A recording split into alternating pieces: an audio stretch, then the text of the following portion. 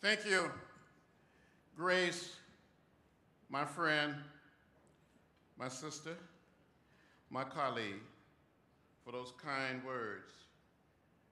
To be honored with Simone and Jose, it is almost too much. I feel more than lucky, but very blessed. And I want to thank you for this great honor. Now, I didn't grow up in a big city like New York, or Washington, or Chicago, or Los Angeles. I grew up on a farm in rural Alabama, about 50 miles from Montgomery, outside of a little place called Troy. My father was a sharecropper, a tenant farmer. But back in 1944, when I was only 4 years old, and I do remember when I was 4. How many of you remember when you were 4? Now, what happened to the rest of us? My father had saved $300, and with the $300, he bought 110 acres of land. My family still own that land today. On this farm, we raised a lot of cotton and corn, peanuts, hogs, cows, and chickens. Grace, it was my responsibility to care for the chickens, and I fell in love with raising chickens like no one else could raise chickens. I wanted to be a minister. I wanted to preach the gospel, so from time to time, with the help of my brothers and sisters and my cousins, we would gather all of our chickens together in the chicken yard like you're gathered here tonight. And I would start speaking or preaching, and some of those chickens would bow their heads. Some of those chickens would shake their heads. They never quite said amen. But I'm convinced that some of those chickens that I preached to during the 40s and the 50s tended to listen to me much better than some of my colleagues, our colleagues, listen to us today. And as a matter of fact, some of those chickens was a little more productive.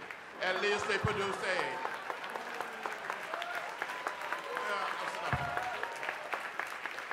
When we would visit the little town of Troy, visit Montgomery, visit Tuskegee or Birmingham, I saw those signs that said white men, colored men, white women, white waiting, colored waiting. I would come home and ask my mother, my father, my grandparents, my great-grandparents, why? And they would say, that's the way it is. Don't get in the way, don't get in trouble. But one day in 1955, at the age of 15, in the 10th grade, I heard of Rosa Parks. I heard the words of Martin Luther King Jr. on our radio. The action of Rosa Parks inspired me. The leadership and the words of Martin Luther King Jr. inspired me. And I found a way to get in the way. I got in trouble, good trouble, necessary trouble.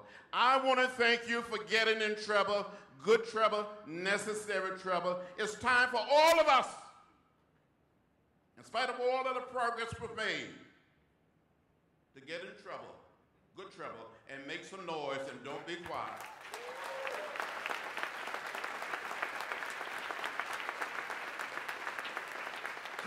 Comprehensive immigration reform is long overdue, and we must have it here and now.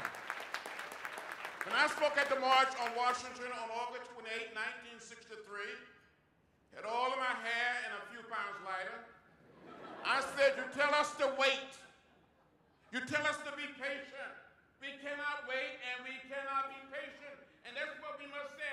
We cannot wait 8 years for people to become citizens of this great land. We must have it and have it now. So I want to thank all of the lawyers, all that you do and continue to do. I told the president a few days ago that I took this past election personally.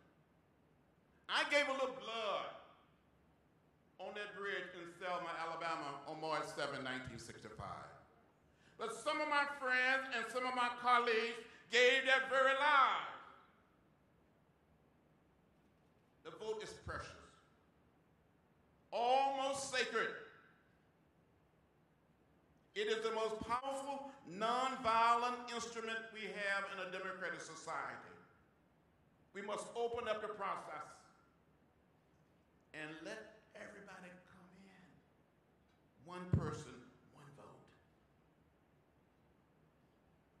It is the heart and soul of our democracy. And now we have a decision, a hearing coming up on the 27th. Next week, to determine what will happen to Section 5 of the Voting Rights Act. We come too far. We made too much progress to stop now. We cannot go back. We must go forward. So I want to thank all of the lawyers, thank this great organization for all that you do. If it hadn't been for lawyers, you know, I may not be standing here tonight. I got arrested and went to jail 40 times during the 60s. The lawyers, the men and women of the bar, men and women on the bench, helped to bring about a nonviolent revolution. A revolution of values, a revolution of ideas. In the final analysis, we are one people, one family, one house. It doesn't matter whether we're black or white, Asian American, Latino, or Native American. We all live in the same house, not just the American house, but the world house. And we all must do what we can to build a beloved community. And never, ever give up, never, ever give in. Fight and fight until victory is won. Thank you very much for this honor.